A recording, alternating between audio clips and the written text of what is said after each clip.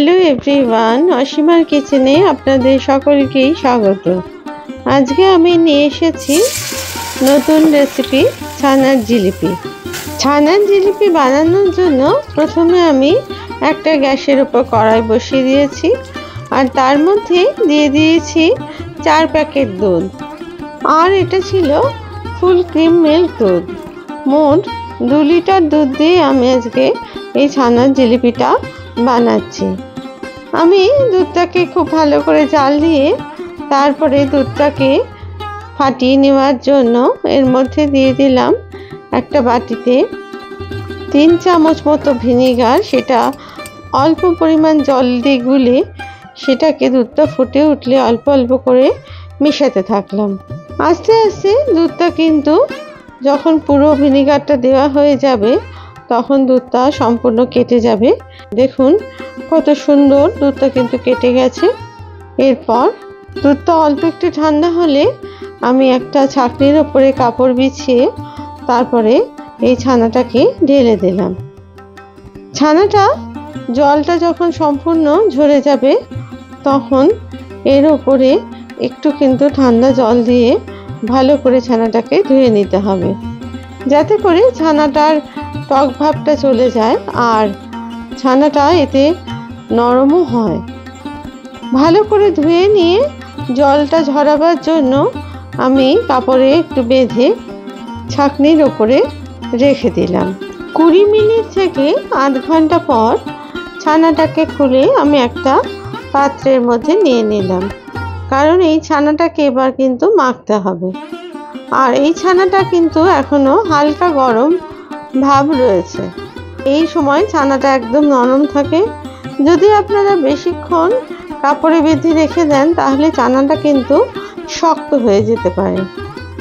আর এবার হাতে তালুর সাহায্যে আমি এটাকে ভালো করে মাখতে থাকলাম।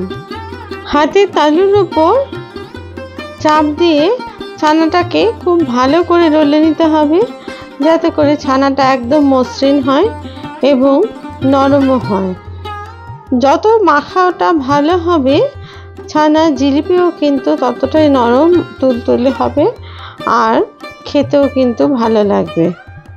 রসগোল্লা যেমন মাখার উপর নির্ভর করছে নরম আর স্পঞ্জি হওয়াটা, ছানার জিলিপির ক্ষেত্রেও কিন্তু সেই একই রকমভাবে এই ছানাটাকে ঠেসে নিতে হয়, তাতে করে ছানার জিলিপিও কিন্তু নরম আর তুলতুলে হয়।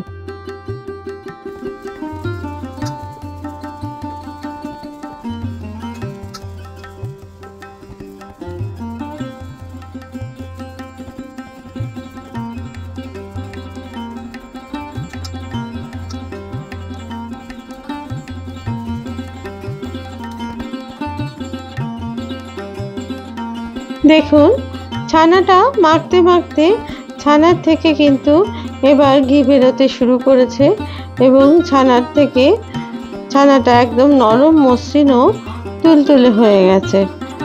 এরপর আমি ছানার মধ্যে দিয়ে দিলাম 1 চামচ মতো এলাচের গুঁড়ো আর 1 চামচ মতো ময়দা। এই ময়দা আর এলাচের গুঁড়োটাকেও খুব ভালো করে মেখে ঠেসে নিতে হবে, যাতে করে সমস্ত ছানার মধ্যে মিশে যায় এই ময়দা আর এলাচের গুঁড়ো।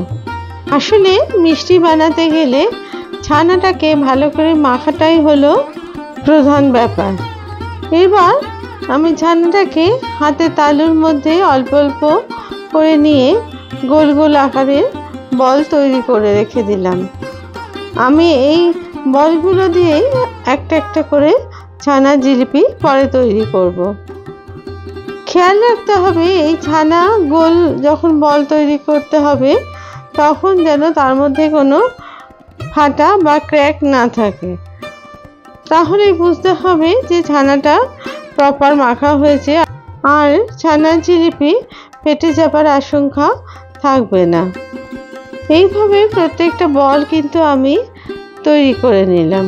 এবার এক একটা বল নিয়ে হাতের মাঝখানে একটু চ্যাপ্টা আকারের করে তারপরে সেটাকে রুটি বেলার চাকির ওপরে দিয়ে আমি একটু লম্বা লম্বা আকারের শেপ তৈরি করে নিলাম। এটাও যেন একদম পুরোপুরি লম্বা আকারের হয় সেটা খেয়াল রাখতে হবে, কারণ এটা পেঁচিয়েই আমি কিন্তু জিলিপির আকার দেব।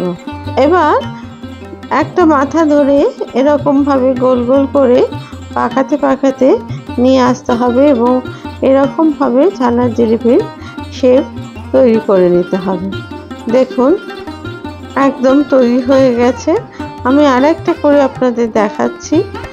প্রথমে লম্বা আকারে করে নিলাম, তারপরে মাথাটা মুড়ে মুড়ে আমি জিলিপির আকার দিয়ে দিলাম। প্রত্যেকটা জিলিপি কিন্তু আমি এইভাবে তৈরি করে নিয়েছি। কত সুন্দর হয়েছে দেখুন এই জিলিপি। এবার একটা ফ্রাইং প্যানে আমি প্রথমে দিয়ে দিলাম 100 মিলিলিটার মতো ঘি আর দিয়ে দিলাম 200 মিলিলিটার মতো সাদা তেল। আমি সাদা তেল আর ঘি মিশিয়ে এটা ভাজবো, আপনারা শুধু ঘিয়েতেও এটা ভাজতে পারেন। তারপরে তেলটা গরম হয়েছে কিনা দেখে আমি আস্তে আস্তে করে ছানার জিলিপিগুলো ছাড়তে থাকলাম। ছানার জিলিপিগুলো ছেড়ে দেওয়ার পরে আমি খুন্তির সাহায্যে অল্প অল্প করে তেল ছানা জিলিপির ওপরে দিয়ে দিতে থাকলাম, আর একদিকটা হয়ে গেলে অপর দিকটা উল্টে দিলাম। এই ভাজাটা কিন্তু মিডিয়াম টু হাই ফ্লেমেই করতে হবে এবং খেয়াল রাখতে হবে তলাটা যেন পুড়ে না যায়, অথচ ছানাটাও আমার ছানার জিলিপিটাও যাতে করে ভালো করে ভাজা হয়। একদম পুরোপুরি লাল করে ছানার জিলিপিগুলো ভেজে নিতে হবে। আপনাদের যদি এই রেসিপি ভালো লেগে থাকে তাহলে প্লিজ লাইক, শেয়ার আর কমেন্টস করতে ভুলবেন না। আপনাদের প্রত্যেকটা কমেন্টস কিন্তু আমার কাছে খুবই মূল্যবান। আর আপনারা যদি আমার চ্যানেলে নতুন সদস্য হন তাহলে প্লিজ চ্যানেলটিকে সাবস্ক্রাইব করবার অনুরোধ রইল, আর পাশে থাকা বেল আইকনটিকে প্রেস করে দেবেন যাতে করে নতুন রেসিপি দিলে অতি সহজেই তা আপনাদের কাছে পৌঁছে যায়। এইভাবে একে একে ছানার জিলিপিগুলো খুব লাল করে ভেজে তুলে নিলাম। আবার এক প্রস্থ আমি ছানার জিলিপি তেলের মধ্যে দিয়ে দিলাম। আবার ওই একইভাবে অন্যগুলো ভেজে তুলে নিতে হবে। দেখুন এই ছানা জিলিপিগুলো লাল হয়ে গেছে। এবার এগুলোকেও আমি প্লেটে তুলে নিলাম। অন্যদিকে রস তৈরি করে নেওয়ার জন্য আমি একটা পাত্রে দিয়ে দিলাম 200 গ্রাম মতো চিনি আর 200 মিলিলিটার মতো জল।